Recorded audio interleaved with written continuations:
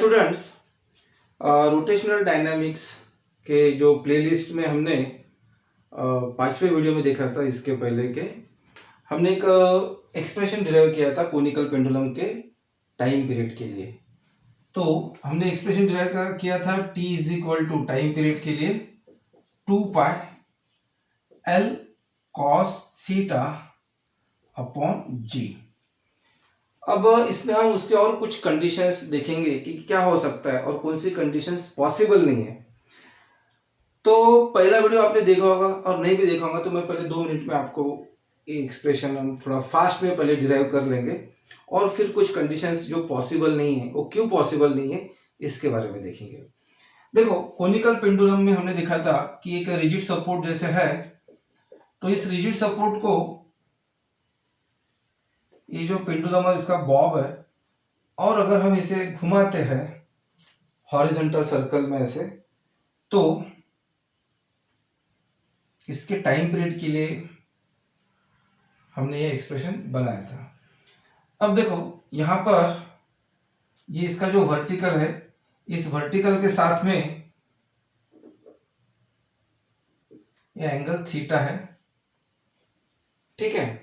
अब ये जो बॉब ऑफ मास m है, इसमें कौन से फोर्सेस एक्ट होती है हमने देखे थे। यहाँ पे mg weight of the Bob, और दूसरा फोर्स था टेंशन ऑफ द स्ट्रिंग इस डायरेक्शन में, उसको हमने लिया था T0।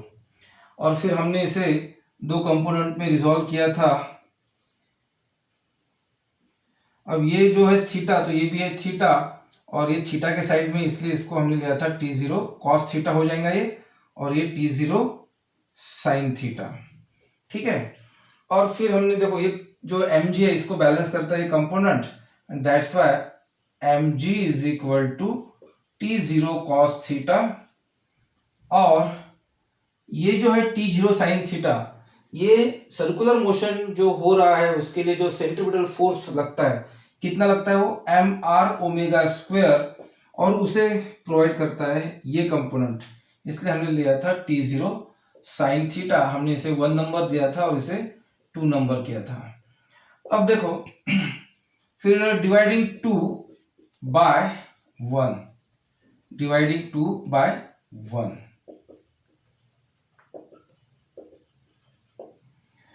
तो देखो एम आर ओमेगा स्क्वायर, इसके लेफ्ट हैंड साइड 2 की डिवाइडेड बाय इसके left hand side M G, that is equal to T0 sine theta upon ये T0 cos थीटा। अब T0 कैंसिल किया था हमने, m कैंसिल किया था। अब देखो ये हो गया हमारा r omega square upon g is equal to sine theta upon cos theta. फिर हमने g और r को इधर ले आए थे हम, तो हमें क्या मिलेगा फिर देखो, फिर omega square is equal to g इधर आएगा g और r इधर आएगा, तो अपॉन में r, और फिर sign theta upon cos theta, sign theta upon cos theta. अब फिर इसके बाद में ये जो लेंथ है, दिस इज लेंथ L, ये हमने कंसीडर की थी L लेंथ है सपोज। तो अब इस लेंथ का जो पोजीशन वेक्टर है उसे भी हमने 2 इसमें रिजॉल्व किया था, ये जो है और एक दूसरा ये है। तो थीटा के साइड वाला जो है वो आएगा L cos थीटा, और उसके अपोजिट वाला जो आएगा वो आएगा L sin थीटा, ठीक है। अब देखो ये जो r रेडियस जो है इसकी, और रेडियस का जो पोजीशन वेक्टर है और ये वेक्टर एक ही डायरेक्शन में और उसका मैग्नीट्यूड भी सेम है, दैट्स व्हाई हमने ये हो गया r इज इक्वल टू, ये जो रेडियस वेक्टर है it is equal to L sin theta, L sin theta हो गया। और इसलिए फिर r जो है we can put r is equal to L sin theta, तो हमें क्या मिलेगा फिर omega square is equal to g sin theta upon r की जगह पे हम रखेंगे L sin थीटा और cos थीटा। अब साइन थीटा कैंसिल हो जाएगा, तो omega square is equal to g upon L cos theta, ये आ गया। चलो हम इसे लेते हैं इक्वेशन नंबर 3। अब देखो हमने प्रूव किया था कि जो ओमेगा है, omega is equal to 2 pi upon T. अब ये कैसे आएगा omega is equal to 2 pi upon T? तो हमने देखा था कि जब भी सर्कुलर मोशन है तो उसकी जो वेलोसिटी है, मैं यहाँ पे पहले लिख के देता हूँ आपको, वेलोसिटी है तो that velocity is equal to distance upon time. तो सर्कुलर मोशन में एक सर्कल यानी 2 पाई आर, जब एक सर्कल कंप्लीट होता है तो 2 पाई आर इतना डिस्टेंस कवर होता है, और डिवाइडेड बाय उसका जो टाइम पीरियड होता है वो होता है टी। ठीक है, और ये जो v है, v is equal to R omega, v is equal to R omega है। तो इसलिए अगर v इज इक्वल टू हम आर ओमेगा रखते हैं तो क्या मिलेगा देखो इसमें, तो v is equal to R omega अगर रखते हैं तो R omega is equal to 2 pi R upon T. ठीक है, फिर आर आर कैंसिल हो जाएगा तो omega is equal to 2 pi upon T. इस तरह से omega is equal to 2 pi upon T आता है। ठीक है, अब देखो हम क्या करेंगे फिर इसमें, ये जो omega is equal to G upon L cos theta है, तो इसका मतलब ओमेगा इज इक्वल टू क्या आएगा, under root G upon L cos theta taking square root. लेकिन ओमेगा इज इक्वल टू क्या है, 2 पाई अपॉन टी। अब therefore 2 pi upon T is equal to हमें मिल गया अभी under root G upon L cos theta.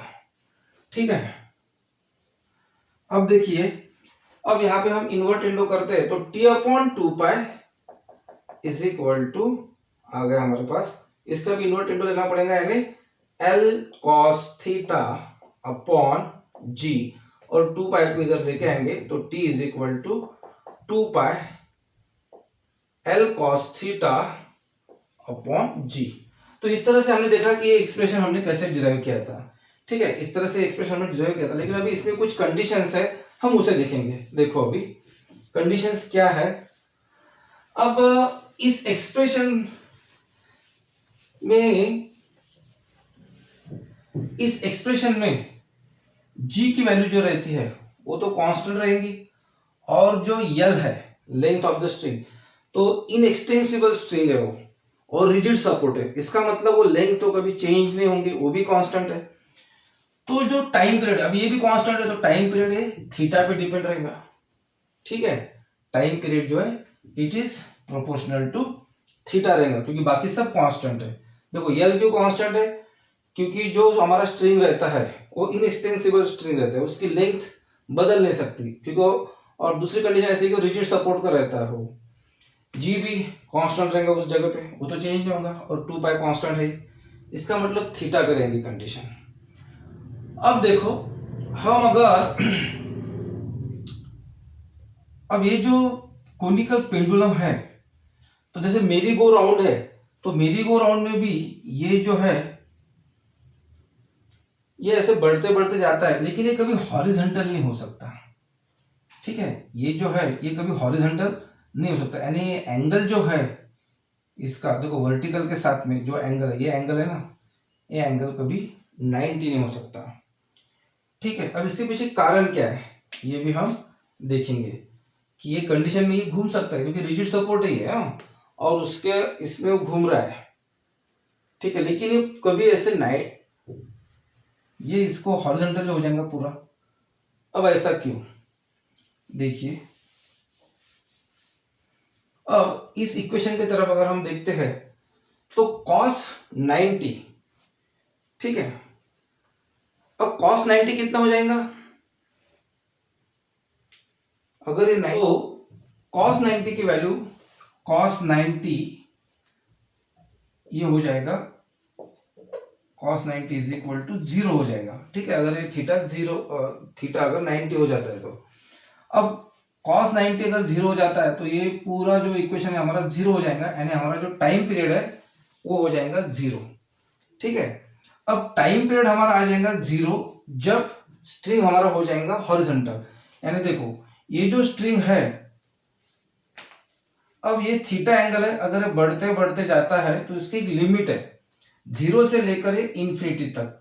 तो ये हमारा स्ट्रिंग बॉब का जो स्ट्रिंग है वो ऐसे हॉरिजॉन्टल कभी नहीं हो सकता, यानी फिर टाइम पीरियड 0 हो जाएगा। अब टाइम पीरियड यानी frequency is equal to 1/t। अब टाइम पीरियड अगर 0 हो गया तो फ्रीक्वेंसी क्या हो जाएंगी 1/0 यानी इंफिनिटी हो जाएंगी। तो फ्रीक्वेंसी इंफिनिटी नॉट पॉसिबल। ठीक है, अब और हम बता सकते हैं कि फिर काइनेटिक एनर्जी क्या हो जाएंगी। देखो काइनेटिक एनर्जी उसकी, तो काइनेटिक एनर्जी हाफ mv²। ठीक है, अब v is equal to R omega, तो v² is equal to r² ओमेगा², यानी काइनेटिक एनर्जी हमारी आ जाएंगी हाफ m r² ओमेगा²। ठीक है, अब देखो इस कंडीशन में हमने देखा था कि ओमेगा इज इक्वल टू